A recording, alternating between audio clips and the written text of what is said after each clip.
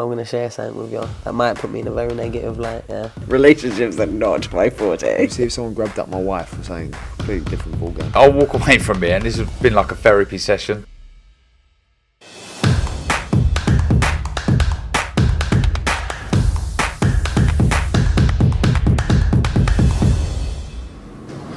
Razvan, if IFL TV proudly sponsored by Everlast. It's fight week, it's Manchester again. Ben, I know you live here, but is that another reason for having shows here, so it's close to your house? Yeah, don't have to stay in a hotel, stay at home. Unbelievable to be back. I love it. Ricky Hatton. I met Ricky Hatton when I was thinking about getting into boxing, and he won't remember, but I was I'd been to Paris, and I was on the same flight. And we were sat next to each other, and I was asking him how to get into boxing, how to get my promoter's license. Literally, yeah, a few years ago now, like at least, what is it? It's 6-7 years ago. He won't remember, but then what happened off the back of that, I managed to convince him to support me on my Ultimate Boxer, the tournament, and he did. If you remember, 2018, I think that was the first one. He presented the Golden Robe. And so to be here now, when, you know, obviously we've got our Sky deal and we're putting on big shows, but for his return, special night, it's going to be about 10,000 people in there. A lot of friends and family come in. Obviously, it's big for Manchester boxing. He's such a big character. Great for him, but also great for the guys that we've got coming through, especially the Manchester lads, Brad Ray, Clark Smith, who's debuting, who's with Joe Gallagher now, and we want to see those big nights of speaking to Crawler. It's like, and Quigg, and who's the next one, and it's good to bring boxing into Manchester like this, and Ricky, seeing him back fit, healthy, as always, brings a smile to everyone's face. What advice did Ricky give you? Not a lot, but he was very encouraging. He didn't need to speak to me. He was very happy to talk about boxing. He's a man of the people. He's a hero to a lot of us in Manchester, and I remember just being so excited that I was with Ricky Hatton. I remember telling my mum going home and saying, "Oh, I was sat next to Ricky Hatton on the plane," and yeah, crazy how things turn around and work out. And he's always been amazing to me and supported me when he didn't need to, and his manager as well, Paul Speak. So yeah, amazing how it works out, and now we've managed to return the favour, which is good. Fantastic. Let's talk about your card, Natasha Jonas. I know we touched on it last week, but she looks ready. Her opponent looks ready as well, and said, "Look, this is going to be a tough night for her. I'm no walkover." Yeah, it's a fight we would have never taken at the start. We knew that she was the toughest opponent in the division. We know how robust she is. We know her only loss is to Clarissa Shields. She's robust. She's tough.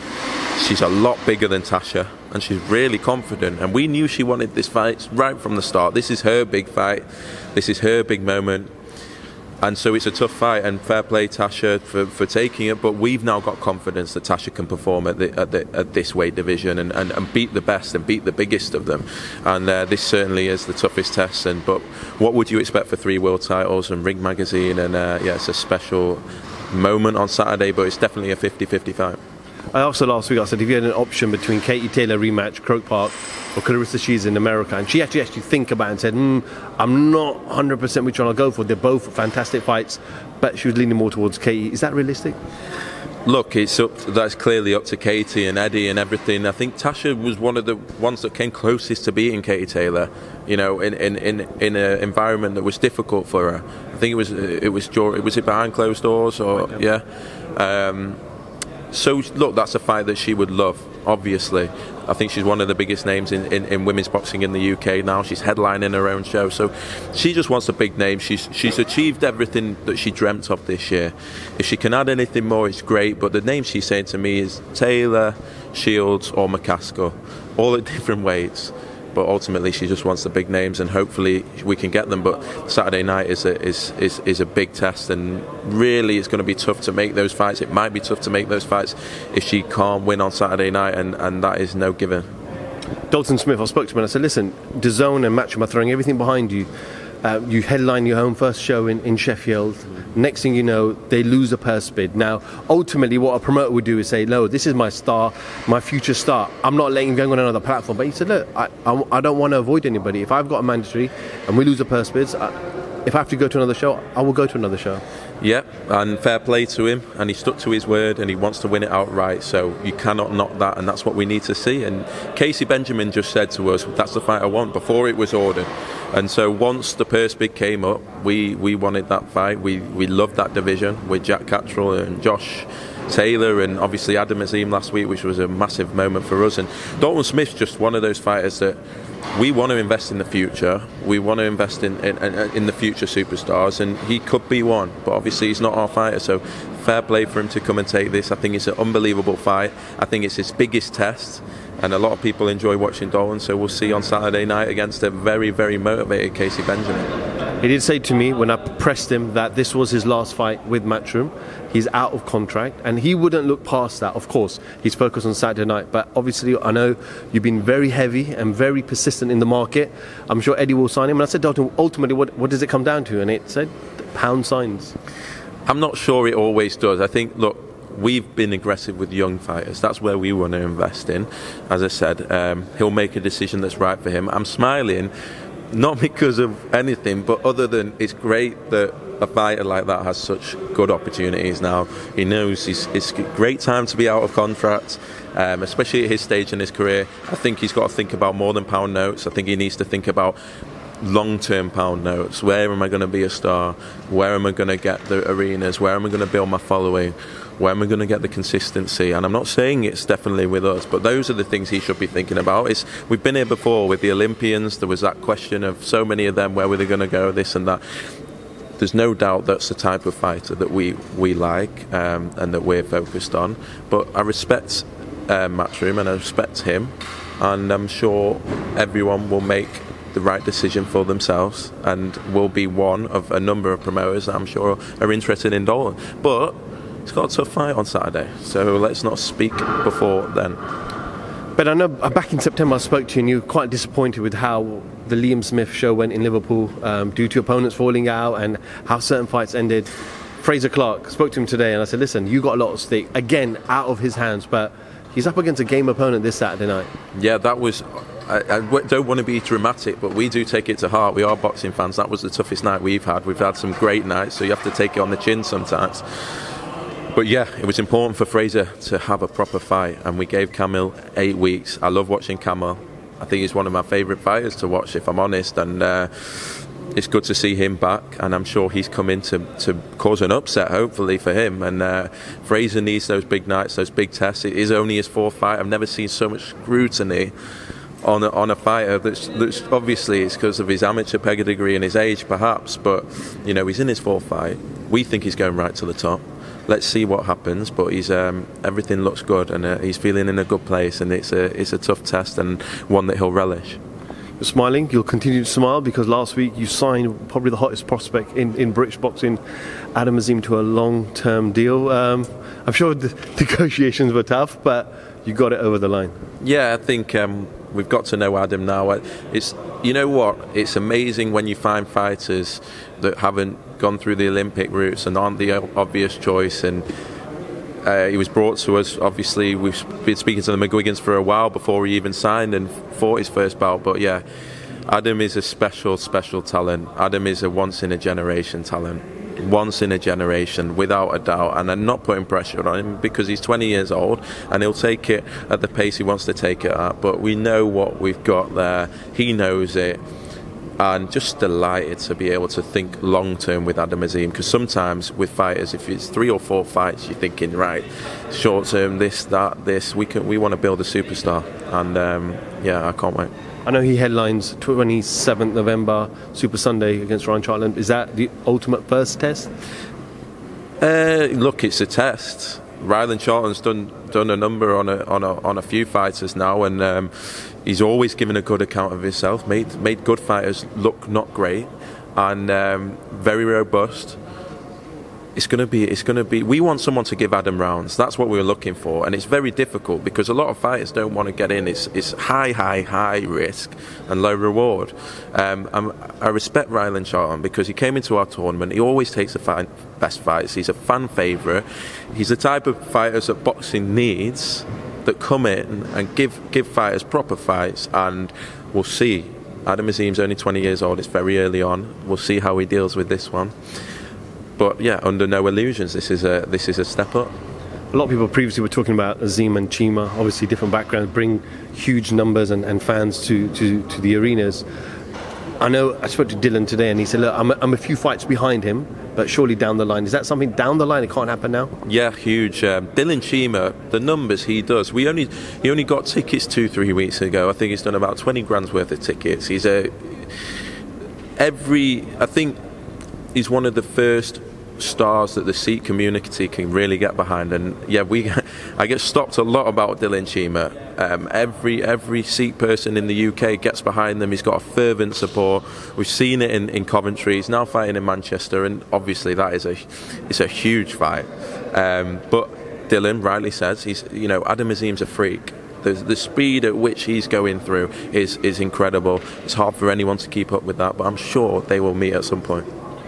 You teased us there, top table early in the press conference regarding Josh Taylor and Catterall. Is that close, done, announcement soon? It's a done deal. We're going to announce the date in the next week or so. Obviously a fight we've been desperate to get back on for so long. It's been hard, painful, a lot of things in between. Probably taken longer than it should. But we're going to get it, and I can't wait, and I'm happy for Jack, and I'm grateful to Josh, because sign of a true fighter. Wants to do that. Didn't need to let go of all his belts. He needs a lot of respect. But yeah, it's been a long slog. I'm just looking forward to getting it on and seeing a great fight. I'm guessing that's going to land somewhere in the north. Yes. So that could be Manchester or Scotland. Yes. Look. Yeah. It looks that way. And yeah, we'll announce that in the next week or so. I spoke to you last week and you touched on Chris EUBANK Jr. and Liam Smith potentially. Yep. You potentially could get that over the line. Is there an update on that? Look, the deal's pretty much done on that. Deal is done. Yeah, don't want to ruin the fighters' announcements. I think it's a great fight for both of them. I think it's a fight that fans can get excited. It's a fight that I'm excited about. It's a fight that Liam wanted, and it's a great fight for Chris as well. And a lot of people know in boxing how good that fight's going to be. The styles, we all have seen Liam Smith in the past year or two, I think, take it up another level.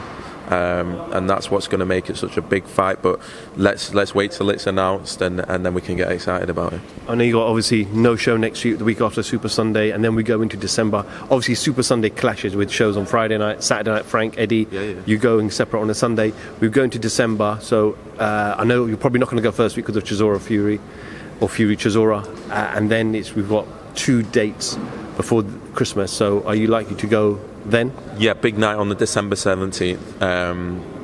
Yeah, that's the one we will go to cap off an amazing year, and hopefully have the 2 fights we talked about announced by then. But yeah, December 17th, and that'll be it. Pay-per-view? No. Non-pay-per-view? No pay-per-view.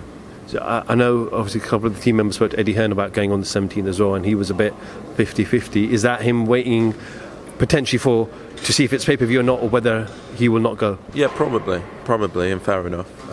No one likes a clash. If you can avoid it, you avoid it, and fair enough. And I think, yeah, that's all that probably was.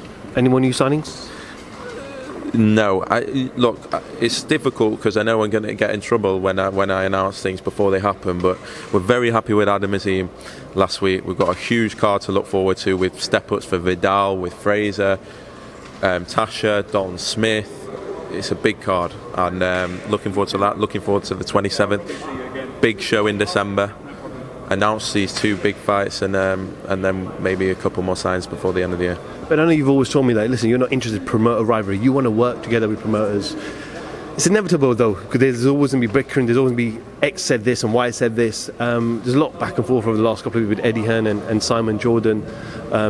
Listen, we sit in the background and I laugh because I think it's funny, and I'm sure you probably do the same because it's hysterical at times. But what have you made of it all? I think it was important that Simon was holding to account what happened. I wish more media did, because we need it. in the sport, and I think it's good when new people come into the sport and we get proper media in it. And yeah, it's fun, but sometimes it's absolutely needed. And I think yeah, what happened and what Simon's got a gripe with is absolutely right. And yeah, I would support that sort of thing, because yes, it's fun and games and joking around and all that, but there's a lot of responsibility when you're involved in the sport. We have to put on shows. We feel a huge responsibility to the sport, and don't take it very seriously. And our focus as a promoter is making sure the fights get on, making sure the fighters are built as best as they can profile-wise, and making sure it's in a safe environment. And that's the job for me of a promoter, is to build their fighters on the biggest platform possible and get them the biggest opportunities they can. And sometimes we have to be responsible for the sport as well as our own business, because there is a lot of responsibility, and I think that's all Simon is doing. He's just calling that to account. Sweet reaction. WBC obviously announcing this week regarding Russian fighters and obviously not allowing them to participate within their rankings for now. I know we'd like to stay out of politics, but what have you made of that decision? I look what the WBC are doing with the convention, and governing bodies get a lot of stick, don't they? But at the end of the day, they can make fights happen. They can improve. They can call out things, and fair enough, that's their business, and they're making a stand, and we support that. I think they feel like it's the right thing to do, and it probably is, and so fair play. It's getting a bit nippy in here. I think it's dark outside, Ben. Just finally, anything else you'd like to add? No, just that if you're in Manchester this week, get down to Manchester Arena. We open with Vidal Riley. We're then into Fraser Clark and Brad Ray and Dalton Smith, and then Tasha Jonas in the big unification, and then a huge exhibition with Ricky Hatton as well. Special night on Saturday, all on Sky. Tune in. Ben Shalom, IFL TV, thank you very much. I'm going to share something with you that might put me in a very negative light, yeah. Relationships are not my forte. See if someone grabbed up my wife or something. Completely different ballgame. I'll walk away from it, and this has been like a therapy session.